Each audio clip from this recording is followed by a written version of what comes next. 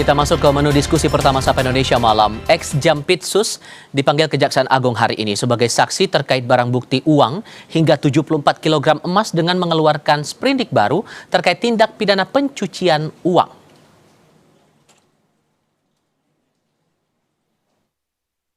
Kejaksaan Agung kembali memanggil mantan Jampitsus Febri Adriansyah sebagai saksi kasus dugaan tindak pidana pencucian uang terkait barang bukti uang hingga emas 74 kg yang baru saja dimulai penyidikannya.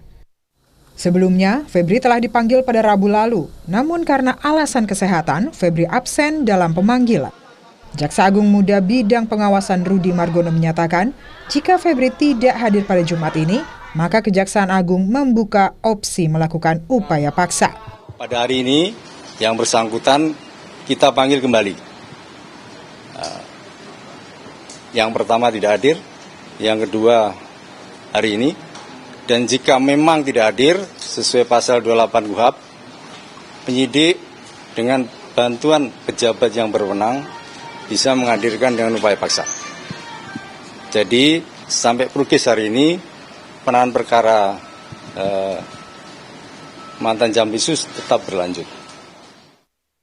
Ex-Jampitsus Febri Adriansyah absen dari panggilan pemeriksaan Tim 9 terkait kasus dugaan pencucian uang, emas 74 kg, dan uang tunai ratusan miliar yang ditemukan di rumahnya di Sentul, Bogor. Dalam keterangan tertulis, Kepala Pusat Penerangan Hukum Kejaksaan Agung menyatakan, Kejaksaan Agung telah mempelajari perkara yang menyeret ex-Jampitsus, sehingga terbit surat perintah penyidikan baru khusus tindak pencucian uang pada 20 Juli lalu. Kejaksaan telah menunjuk 9 orang jaksa untuk menangani perkara dan berdasarkan sprindik baru, Tim 9 telah memanggil 4 orang saksi, yakni FA, DR, NH, dan TS, serta seorang ahli tindak pidana pencucian uang atau TPPU untuk dimintai keterangan pada Rabu 22 Juli. Namun, dari 4 saksi, 2 diantaranya tidak memenuhi panggilan. Ex-Jampitsus Febri Adriansyah dengan alasan kesehatan dan saksi NH tidak hadir tanpa pemberitahuan. Tim penyidik akan melakukan pemanggilan ulang pada Jumat 24 Juli mendatang. Kejaksaan Agung kini tengah mengusut total 4 sprindik terkait penyerahan kasus dari Kortas Tipikor Polri. 3 sprindik sebelumnya mencakup kasus dugaan korupsi Asabri, Krakatau Steel, dan pengadaan batu bara PLTU yang sempat menyebabkan pemadaman listrik bergilir di sejumlah daerah. Dalam kasus tersebut, Febri Adriansyah dan Don Rito telah ditetapkan sebagai tersangka untuk perkara korupsi Asabri. Don Rito telah ditahan, sementara Febri belum. Tim Liputan, Kompas TV. Pada pemanggilan kedua ini, sejauh mana Kejaksaan Agung menggali keterangan Febri Adriansyah untuk beberapa kasus, terutama dalam hal ini yang diperiksa hari ini terkait dengan sprindik dugaan tindak pidana pencucian uang. Saya akan diskusikan ini bersama dengan para narasumber. Bergabung malam ini Usman Hamid, Direktur Eksekutif Amnesty International Indonesia, dan Jasman Panjaitan, Ex-Direktur Penyidikan Jampitsus Kejaksaan Agung. Selamat malam Bapak-Bapak dengan Tifal di sini.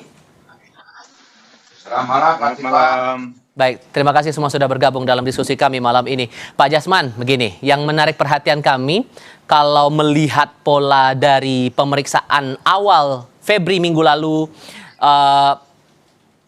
tidak terlihat keberadaan Febri, tapi dari Kejaksaan Agung mengonfirmasi bahwa Febri sudah diperiksa. Minggu lalu begitu. Minggu ini pun demikian. Dikonfirmasi pukul 1 siang sudah berada di gedung utama Kejaksaan Agung, tapi keberadaannya tidak terlihat. Sejauh mana Anda memaknai proses pemeriksaan yang berlangsung dalam 2 kali ini terhadap Febri ini, Pak?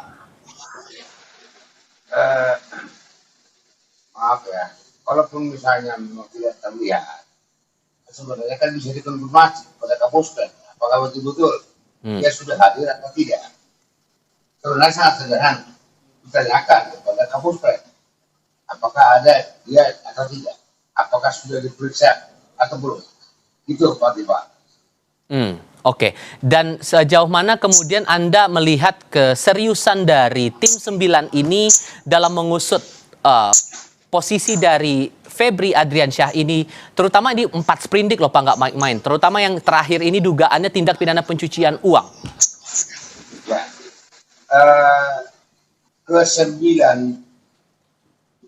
jaksa yang ditunjuk untuk melakukan penyidikan ini harus siap, karena jaksa itu sesuai perintah taat kepada pimpinan, dan mereka sudah ditunjuk menjadi penyidik dalam kasus ini.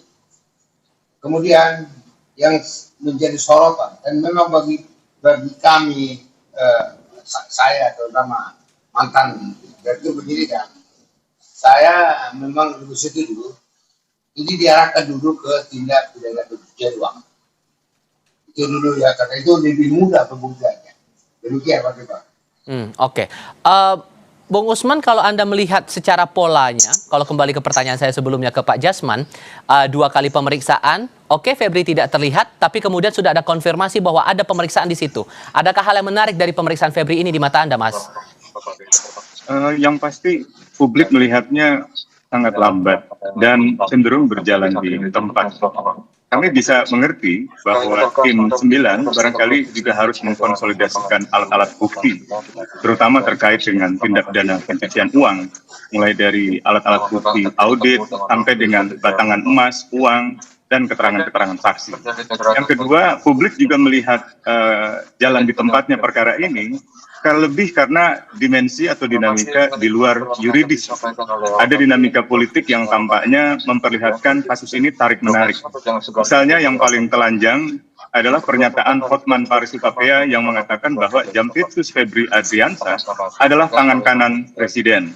Tentu publik bertanya-tanya, apa mungkin kalau memang jadi tangan Presiden, lalu bisa seenaknya menyimpan uang dalam jumlah besar, termasuk dengan batangan emas, di rumahnya atau di sejumlah tempat yang digeledah oleh pihak kepolisian. Walaupun kemudian sudah ada permintaan maaf dan sekarang statusnya Hotman itu udah jadi mantan kan Bang? Ya, tapi itu juga kita bisa lihat lagi dalam pemberitaan media massa, termasuk investigasi majalah Tempo di pekan ini, kelihatan sekali misalnya ada peran dari Menteri Pertahanan, yang tampaknya memang selama ini bekerja erat dengan Febri Adriansyah di dalam Satgas Penertiban Kawasan Hutan. Nah, tentu kita ingin tahu apakah perkara ini lebih banyak melibatkan Febri sebagai Jampitsus atau sebagai Jampitsus maupun juga sebagai Kepala Satgas Penertiban Kawasan Hutan yang bekerja erat dengan Menteri Pertahanan. Nah, saya kira ini yang publik khawatirkan membuat perkara ini berjalan di tempat dan pada akhirnya tidak akan terbongkar secara tuntas. Nah, ini kan ada 4 sprindik yang akhirnya terbit, Bung Usman. Menurut Anda ini bakal mempersulit fokus dari tim 9 ini mengusut perkara atau sebetulnya gampang loh sebetulnya ngambil aja satu dulu, satu sprindik digali dulu atau barengan keempat-empatnya atau gimana tuh? Ya, harapan kami sebenarnya dari awal perkara ini biarkan saja ditangani oleh pihak kepolisian. Karena kalau kita lihat langkah-langkah kepolisian, dari mulai penggeledahan alat-alat bukti, penggeledahan kafe, penggeledahan rumah, penyitaan berbagai barang bukti, itu memperlihatkan perkembangan penyidikan di kepolisian justru lebih maju. Bahkan setelah adanya penetapan tersangka, publik berharap bekas Jampitsus tersebut segera ditahan. Tapi tampaknya kan ada semacam dinamika di luar kepolisian yang meminta kepolisian untuk menyerahkan kepada Kejaksaan Agung. Nah, ini yang kemudian memperlihatkan kasus ini berjalan di tempat. Ini yang saya kira kita khawatirkan, ada dinamika politik yang lebih menentukan maju mundurnya perkara ini. Oke, Pak Jasman mungkin sambil posisi Bapak agak mendekat ke layar dan suara Bapak agak lebih keras biar saya bisa mendengar suara Bapak dengan jelas ya Pak. Terkait dengan 4 sprindik itu tadi Pak, menurut Bapak adakah prosedur khusus yang bisa dilakukan tim 9 ini untuk bisa menelusuri posisi atau peran dari Febri dalam 4 perkara itu? Perlukah keempat-empatnya diperiksa bersamaan atau cukup salah satu dulu, Pak? Silakan Pak Jasman. Seperti yang saya katakan tadi, saya lebih melihat lebih mudah untuk memeriksa kasus TPPU-nya.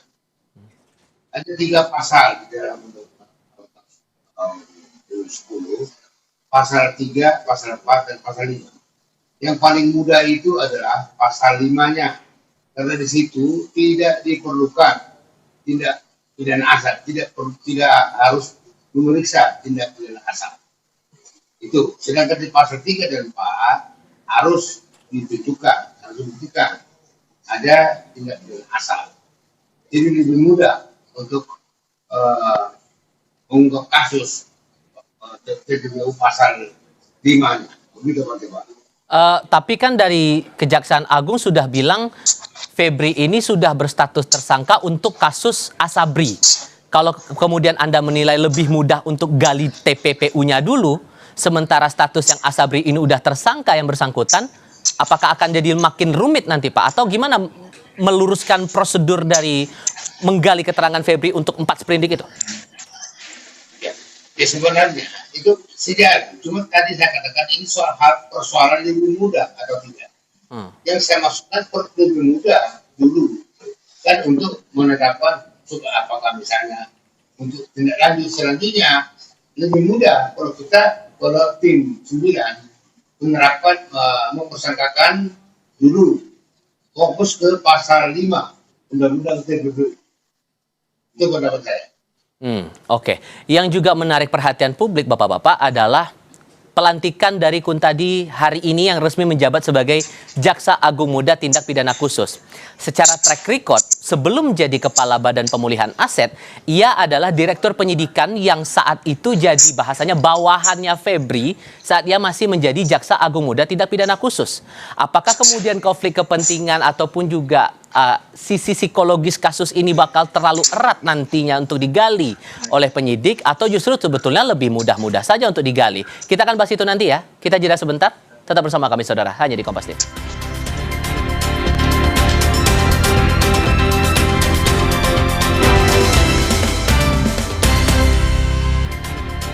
Sebelum melanjutkan diskusi, Bapak-Bapak, kami ajak Anda untuk melihat informasi yang datang dari Ketua KPK Setio Budianto yang mengungkap KPK sudah menerima surat permintaan dari Kejaksaan Agung untuk melakukan supervisi atas kasus ex-Jampitsus Febri Adriansyah. Ia bilang sejauh ini lembaganya bersama Kejaksaan Agung masih berkoordinasi sebagai langkah awal sebelum masuk ke tahap supervisi. Kita coba simak dulu. Bukan terlibat dalam kegiatan pemeriksaan. Artinya keterlibatannya sementara kita masih melakukan koordinasi semi supervisi. Kenapa koordinasi? Nanti akan ada tahap selanjutnya sesuai dengan peraturan komisioner yang berlaku di Komisi Pemberantasan Korupsi. Itu akan dilakukan pembahasan secara mendetail, ya, yang masuk pada ranah supervisi. Ya, nah kalau sudah dilakukan supervisi, itu nanti keterlibatan ya personil-personil atau pegawai di lingkungan unit kerja Kedeputian Korsup itu akan lebih spesifik, akan lebih jelas, dan intensitasnya pertemuan dengan para tim 9 atau penyidik yang dibuat oleh Pitsus itu akan lebih banyak lagi. Nah, Pak Jasman, dari pernyataan Ketua KPK tadi, sudah ada nih langkah awal untuk melakukan supervisi. Sudah koordinasi antara KPK dengan Kejaksaan Agung. Batas KPK melakukan supervisi ini sampai dalam tahap mana ya Pak ya? Dan memang menurut ketentuan perundang-undangan, memang seharusnya demikian. Bahwa apabila Kejaksaan Agung itu, Kejaksaan itu harus melaporkan itu kepada KPK, ya, dalam bentuk SPDB. Itu harus sudah diserahkan ke KPK. Kemudian atas surat dari Kejaksaan Agung, maka di surat itu adalah untuk meminta supaya KPK koordinasi dan melakukan supervisi terhadap kasus itu. Lebih kalau misalnya terjadi sesuatu hal yang luar biasa, ya, menurut KPK bahwa itu penyidikan itu bisa diambil alih. Dasar daripada KPK untuk mengambil alih itu apabila sudah dilakukan supervisi kepada penyidik Kejaksaan Agung. Hal yang Begitu, luar biasa Pak. tuh konteksnya gimana Pak maksudnya? Ya misalnya menurut pengamatan KPK, penanganan kasus ini misalnya lambat, kurang transparan, itu bisa saja diambil alih oleh KPK. Jadi masih ada ruang untuk dialihkan ke lembaga lain, begitu menurut Anda Pak? Bukan dialihkan, diambil alih, diambil alih oleh KPK. Itu menurut undang-undangnya begitu Pak. Oke, mengambil alih dan dialihkan jadi dua hal yang berbeda, begitu ya Pak? Bukan, penyidikannya diambil alih oleh KPK. kalau tadi menurut pengamatan KPK bahwa penanganan kasus ini tidak transparan atau ada ya itulah kurang sesuai dengan ketentuan gitu. Dan itu harus inisiatif dari KPK-nya begitu ya? Iya, tapi dasarnya tadi kan surat dari Kejaksaan Agung yang telah mengirimkan surat mengirimkan surat kepada KPK. Gitu, Pak. Oke, nah di sisi lain Bung Usman yang kita juga perhatikan hari ini, Kun tadi sudah resmi menjabat sebagai Jaksa Agung Muda Tindak Pidana Khusus, sudah dilantik Kejaksaan Agung pagi tadi. Yang kita juga lihat profilnya sebelum jadi Kepala Badan Pemulihan Aset, ia adalah Direktur Penyidikan yang saat itu di bawah Febri saat masih menjabat sebagai Jampitsus. Sejauh mana kemudian Anda menangkap kasus ini bakal betul-betul transparan? Tadi pagi dia bilang bahwa ia akan transparan mengusut kasus ini, Jampitsus akan transparan membuka pengusutan kasus ini. Tapi dengan profiling yang sedemikian, Anda menyaksikan atau masih menaruh harapan di situ, Mas Usman? Oke, saya akan pamit ya sebentar lagi. Pertama, saya menyaksikan proses yang demikian. Bukan hanya konflik kepentingan antara Kun tadi dengan bekas Jampitsus, tapi yang kedua adalah konflik kepentingan dengan kejaksaan itu sendiri. Tapi kejaksaan bisa segera menunjukkan objektivitasnya dengan dua hal. Yang pertama, menggeledah seluruh rumah dari Febri Adriansyah, termasuk rumah yang di Kebayoran Baru. Yang kedua adalah dengan menahan yang bersangkutan. Hanya dengan dua cara itu, Kejaksaan Agung bisa memulihkan kepercayaan publik. Demikian, Tifal. Tapi kalau kemudian...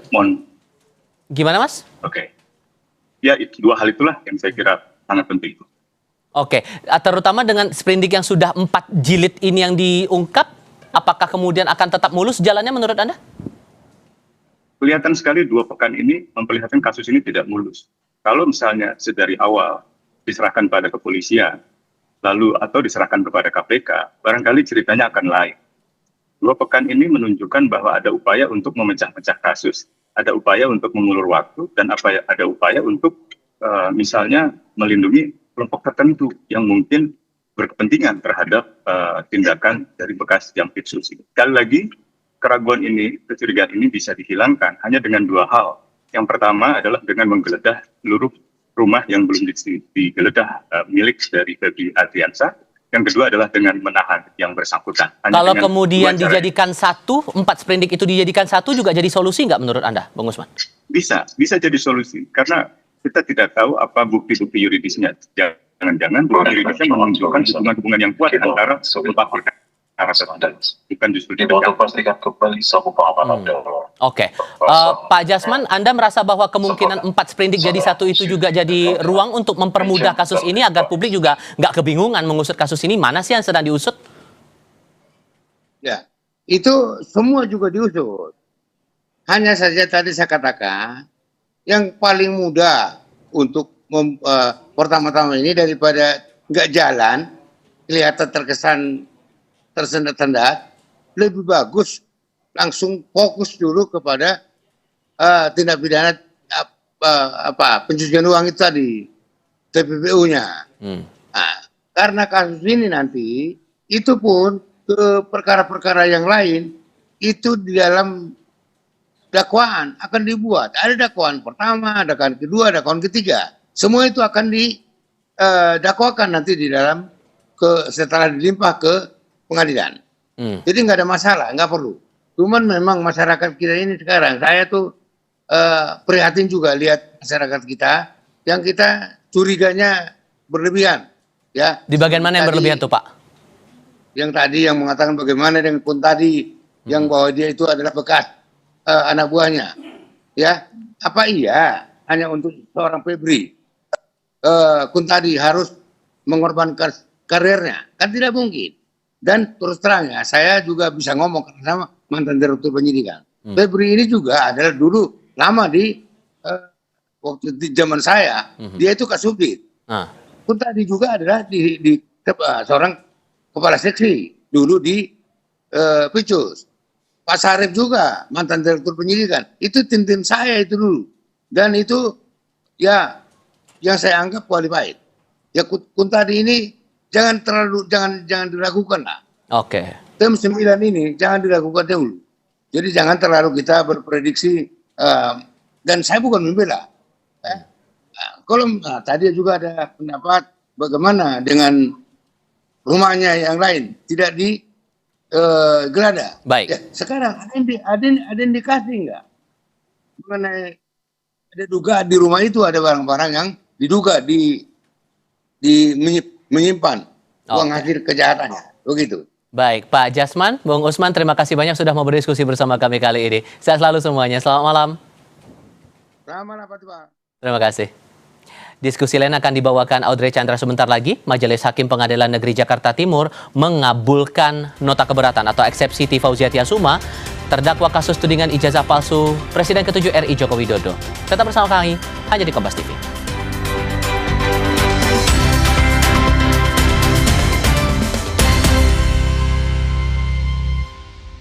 Untuk sehat,